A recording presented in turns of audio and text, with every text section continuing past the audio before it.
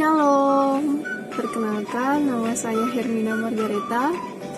Dan di kesempatan kali ini saya akan membahas tentang sahabat. Nah, kita sebagai makhluk sosial sudah pasti memerlukan teman, terlebih lagi sahabat ya. Saya juga pribadi mempunyai sahabat. Dan di kesempatan kali ini saya ingin membahas tentang beberapa poin yang mencakup tentang sahabat ini. Nah, poin pertama yaitu definisi sahabat. Kalau dari artikel yang sudah saya baca di internet, sahabat itu adalah orang yang memperlihatkan perilaku berbalasan atau reflektif. Nah, maksudnya apa? Perilaku berbalasan artinya yaitu saling menolong, saling memberi kabar, saling memperhatikan. Kemudian kalau perilaku reflektif itu saya ambil contoh, misalnya sahabat kita sedang berulang tahun, kemudian kita secara refleks mungkin seminggu sebelum ulang tahunnya kita mempersiapkan surprise atau mempersiapkan hadiah, kado seperti itu untuk mungkin merayakan, dan itu secara refleks timbul dalam hati kita untuk menunjukkan kasih kita kepada sahabat seperti itu. Nah, kalau untuk saya pribadi, definisi sahabat itu adalah orang yang mengenal kita dengan baik, orang yang benar-benar ada di saat kita sukses maupun duka, yang mau menolong kita, yang menerima kita apa adanya. Itu menurut saya pribadi tentang definisi sahabat. Nah, poin yang kedua yang akan saya bahas yaitu ciri-ciri sahabat. Ciri-ciri sahabat. Yang pertama adalah meluangkan waktu. Orang yang mampu meluangkan waktu untuk sahabatnya yang lain. Nah, dari sini kita bisa lihat orang yang walaupun mungkin sedang sibuk atau sedang dalam kesulitan pun, tapi jika dia mau meluangkan waktu buat kita, itu bisa jadi termasuk sahabat yang baik. Kemudian yang kedua adalah yang menerima kita apa adanya. Sahabat, mau kita mungkin tidak sempurna secara fisik maupun secara perilaku, mungkin kadang kurang baik, tetapi seorang sahabat itu selalu menerima kita apa adanya dan menerima kita apa adanya. Seperti itu. Yang ketiga, sahabat itu selalu mensupport. Apapun keputusan kita, apapun masalah yang kita alami, dia pasti mensupport, dia pasti mendukung. Walaupun mungkin itu akan beresiko, tetapi dia akan mensupport kita. Kalau dia tahu bahwa pilihan kita atau tujuan kita adalah baik, dia pasti mensupport sebagai seorang sahabat yang baik. Dan yang keempat, sahabat adalah yang mampu menegur kita dan juga memberitahukan yang baik terhadap kita.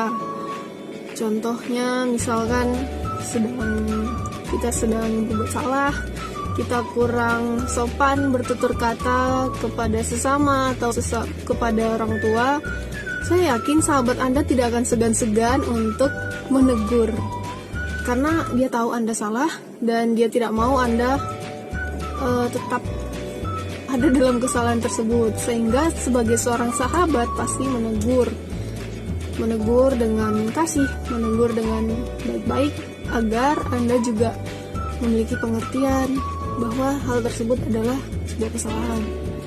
Nah, kemudian ciri-ciri yang lain.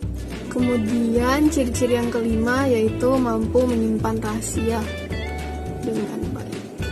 Nah, kita sebagai makhluk sosial sudah pasti membutuhkan yang satu sama lain dan juga memerlukan tempat untuk kita menceritakan masalah kita, pergumulan kita, apapun yang kita anggap harus diceritakan atau perlu diceritakan kepada orang lain.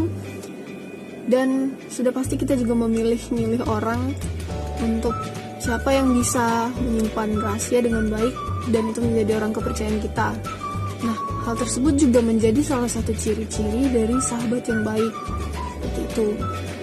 Jadi, kalau dari kelima ciri-ciri ini bisa kita pelajari, bisa kita ingat agar dalam memilih seorang sahabat tidak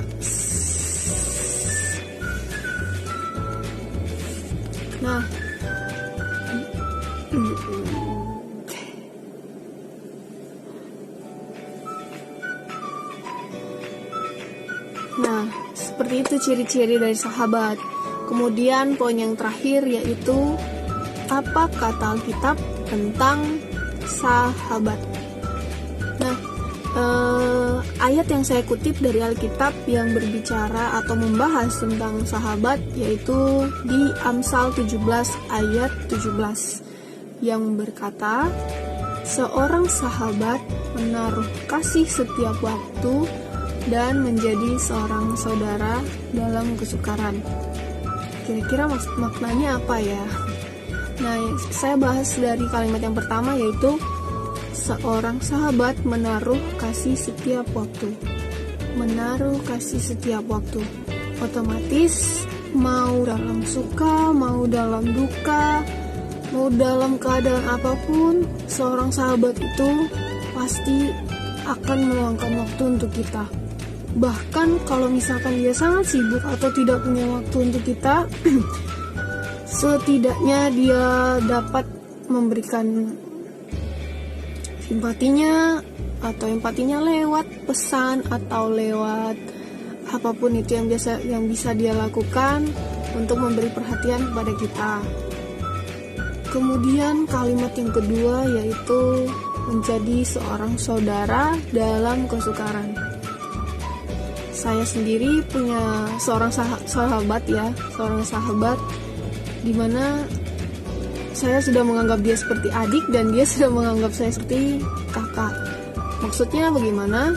Maksudnya seperti ketika dia sedang mengalami kesulitan, ketika dia mengalami masalah, dia menceritakan itu kepada saya.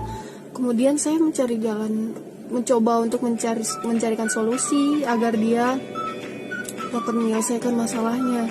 Dan saya sebagai seorang sahabatnya tidak mungkin akan membiarkan dia dalam masalah tersebut tanpa membantu dia, tanpa menolong dia, tanpa mensupport dia. Sehingga itu yang dikatakan dengan menjadi seorang saudara dalam kesukaran.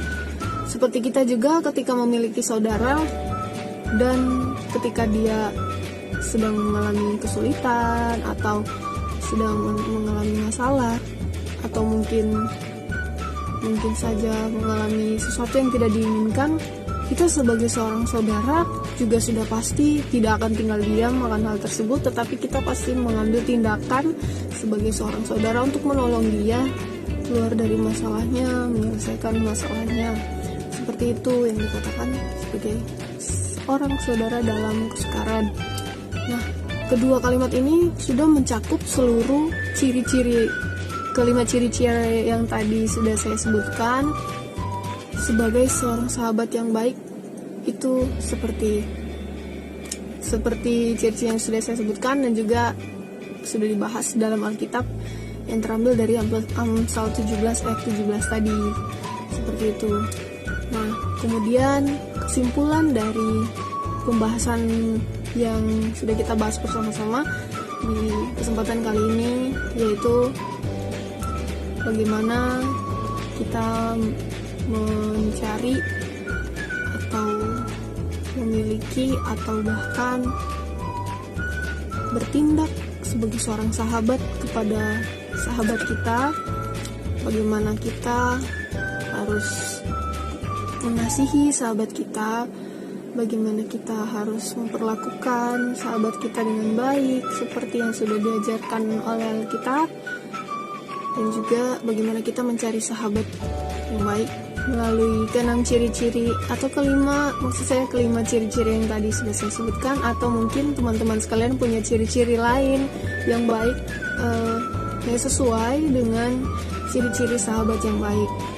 Nah, itu saja dari saya, dan saya ingin sedikit berbagi atau share mengenai masalah pandemi COVID-19 yang sedang kita rasakan bersama-sama di saat-saat ini, di masa-masa ini.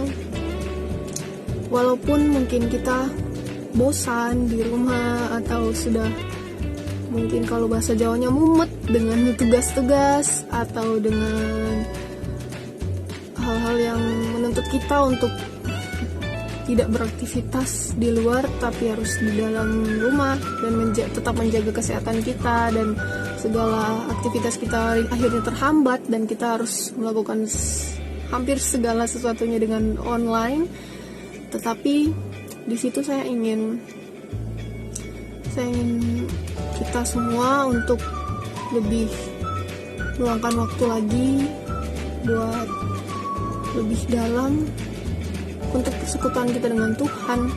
Tentunya setidaknya kita mengambil waktu sejenak untuk berdoa, atau tidak untuk bersaat teduh, juga merenungi kesalahan-kesalahan apa yang sudah kita lakukan, yang harusnya kita perbaiki, sehingga setelah masa-masa ini berlalu kita boleh semakin lebih baik lagi, boleh semakin berhikmat juga. Nah, kenapa saya katakan demikian? Karena di sini saya sadar bahwa dari keenam ciri-ciri tadi, juga dari ayat yang sudah dibahas tadi, bahwa saya hanya menemukan sosok atau pribadi atau predikat sahabat ini hanya di dalam Tuhan Yesus, dimana sudah dikatakan bahwa sahabat itu dapat menyimpan rahasia, dapat meluangkan waktu, selalu ada untuk kita. Dan saya menemukan itu di dalam Tuhan Yesus. Dan oleh karena itu, apapun masalah, apapun pergumulan yang kita hadapi, saya dan teman-teman sekalian, kita bisa menceritakannya kepada Tuhan, kita bisa memohonnya kepada Tuhan, apa yang ingin kita capai, apa yang kita harapkan, kita bisa menceritakan semuanya kepada Tuhan yang adalah sahabat sejati kita. Jadi jangan bersedih buat teman-teman semua yang mungkin belum menemukan sahabat, yang mungkin sering kecewa karena sahabat, tetapi ada satu sosok yang tidak akan pernah mengecewakan kita, yaitu Tuhan Yesus sebagai sahabat sejati kita, sahabat sejati semua umat yang percaya kepadanya. Demikian video saya.